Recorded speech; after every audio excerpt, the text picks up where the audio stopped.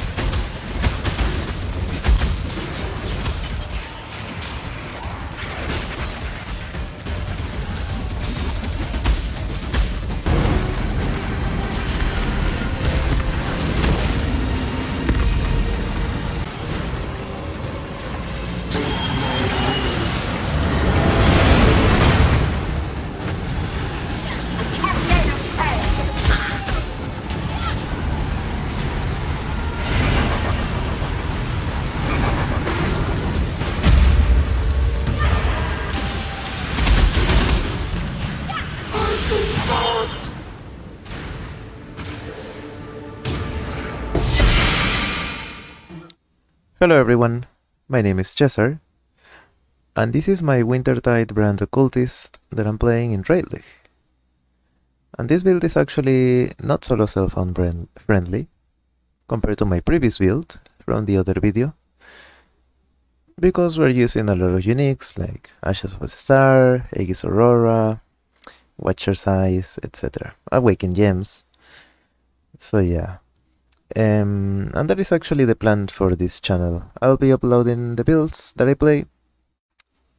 Some of them will be in Trade League, some of them in solo self-found, some of them with a lot of investment, some of them not.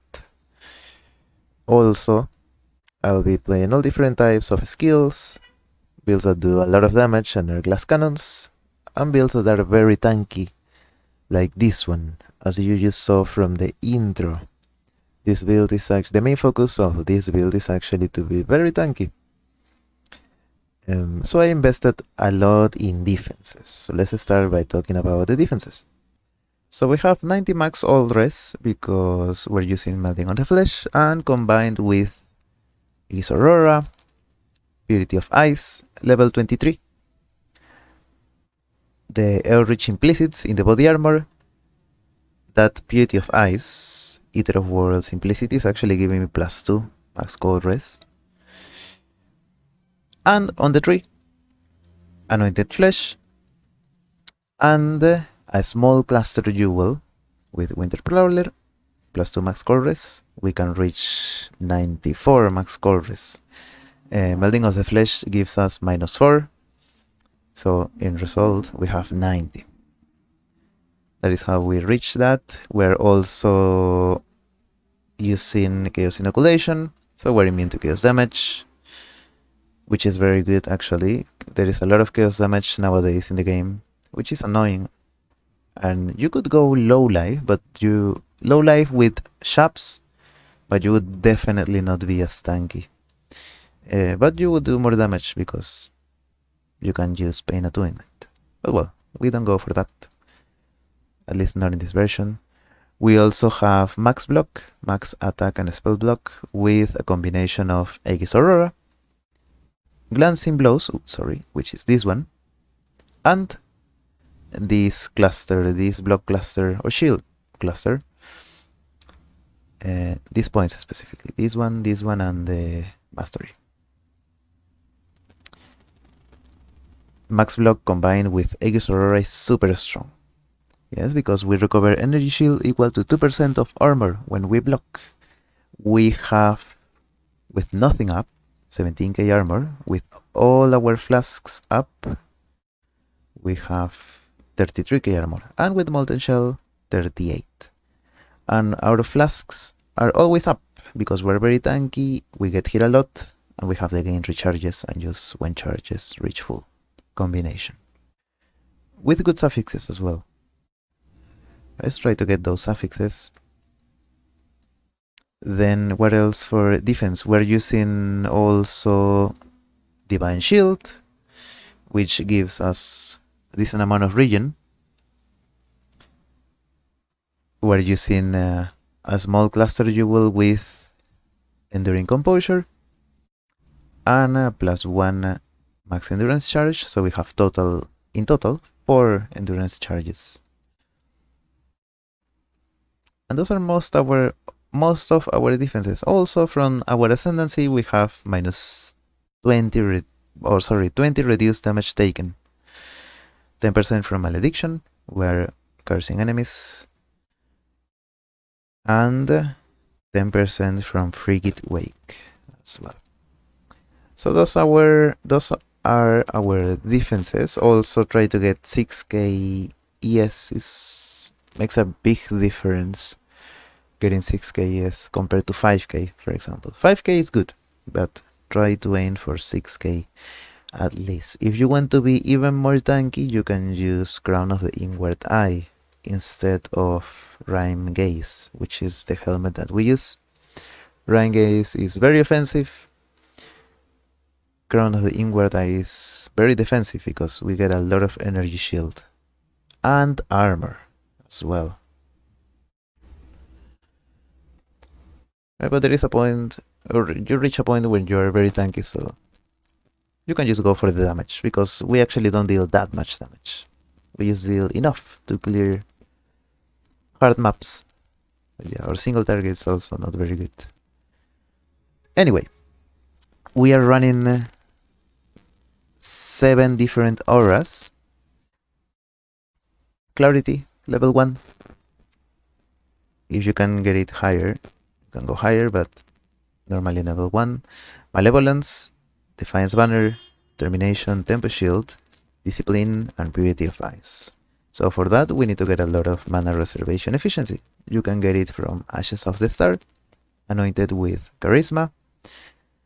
The reservation efficiency notes from the tree here, and this one as well. And a small cluster jewel with 3 passives and self-control. You can go for any of the mana reservation efficiency notables, but I went with self-control for the mana regen. Then try to get as much ES as possible in your gear. Right? You can get a lot in both the armor, the gloves, in the boots, and in the belt as well.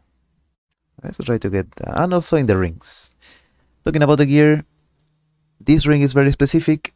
This is how we get our curse and hit, curse enemies with frostbite. That is how we apply malediction. Try to get the curse with resistances, an energy shield, and the craft reduce mana cost. Right, so to help with the mana problems, you might have some mana problems earlier on. You can use a mana flask, and then when you're comfortable, you can swap it for... When you're comfortable enough with your mana, you can swap it for a 5th flask. So yeah, as much energy shield as possible from the gear. As I was saying, this ring, curse on hit, you can use a synthesized one. It's actually not very expensive. I bought this for 3 divines, I think. Then what else? Try to get a body armor with the mana reservation efficiency suffix from an essence. Use as much ES. Also, it's important to get a little bit of dexterity and strength. We need 155 the strength specifically, so we can run our determination, our molten shell, enduring cry. Also, we're using enduring cry because we take Sealoth's oath. Right? So when we get a huge hit, for example, when we tank the Maven's memory game, we will probably go back down to 1k energy shield. With enduring cry, it helps a lot with regen, because we don't have much regen. Right? We're not rolling vitality or anything. We're not an inquisitor. Then just try to get a little bit of dexterity so you can run the Awakened Swift Affliction, which requires 126 dexterity. And the other is no problem. Purity of Ice and Hypothermia. They don't require as much dexterity. for our damage, we're using Wintertide brand, of course, and also Vortex. Vortex is automatic. We use have it on left click, sorry, and whenever we walk, we Vortex. And since we're very tanky, we actually want to get close to enemies. Our Vortex is actually the skill that curses the enemies. Wintertide brand doesn't curse. Right? Wintertide brand only attaches to the enemies, and after a second or so, it explodes and deals damage over time in an area. And also, you don't need to cast it a lot because we have this brand cluster and the mastery. Brands attached to a new enemy each time they activate, no more than once every 0.3 seconds. So you don't need to cast Wintertide brand too much. Remember, Vortex is the one that curses enemies, and it is super important because cursed enemies that we kill explode because of our ascendancy, Profane Bloom. That is why we're using Forbidden Flame and Flesh in Vile Bastion, so we can actually use Profane Bloom and Malediction, so we can have double curse for a single target. Anyway, yes, it's super important to know that. Yes, Vortex curses the enemies. That is how they explode, which is super strong in maps. Actually, we don't really, to be honest, we don't really have much damage since I have invested so much into defense. Our damage is enough to map. We can even do like things like 80, 100% delirious maps, but they take some time. Also, don't forget to take Run Binder here. It's basically double damage because we can have an additional brand attached to an enemy. We're using Watcher's Eye with Malevolence Mode. Take the damage over time multiplier clusters here. There is one. There is another one right here. You can even go for some brand damage here. Duration.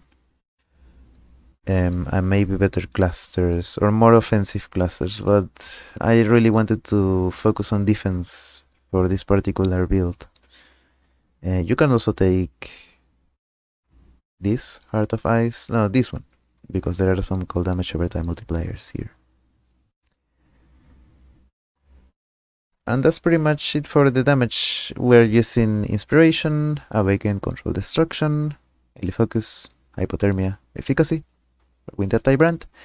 Vortex, you want to put your Vortex links in Rhyme Gaze, so you can get the Socketed Gems supported by Level 20 Conk Effect. The other supports are Bone Chill, Awaken Swift Affliction, and Awaken Control Destruction. So yes, we're actually running a lot of Awaken Gems, but to be fair, they are quite cheap. I don't think any of the support gems are expensive at all.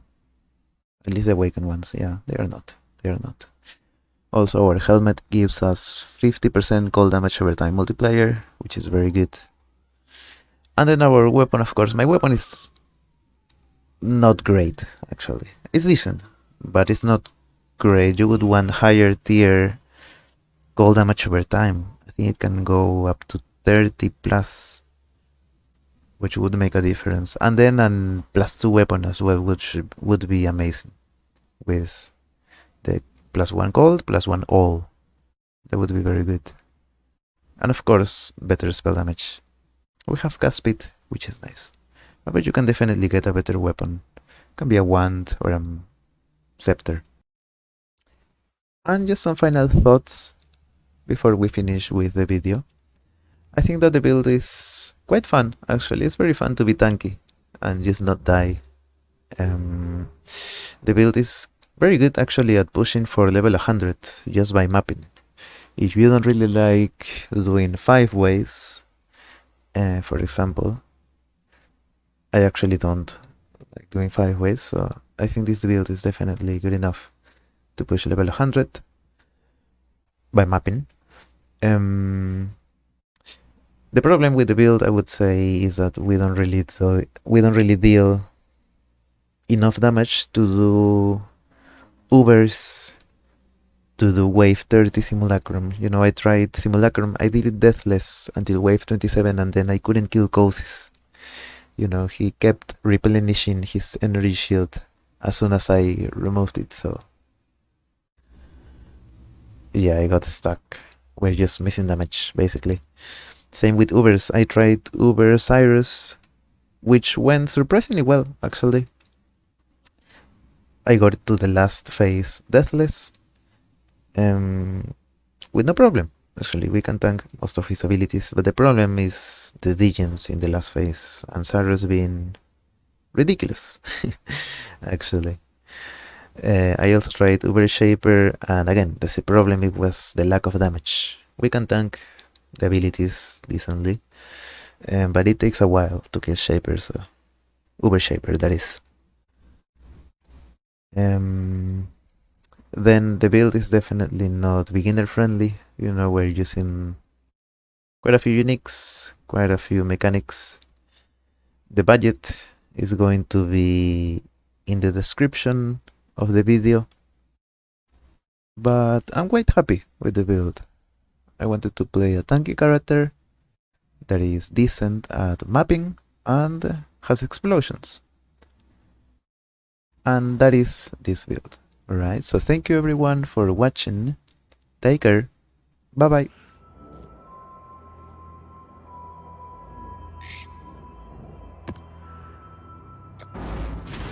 When I'm ready and not before.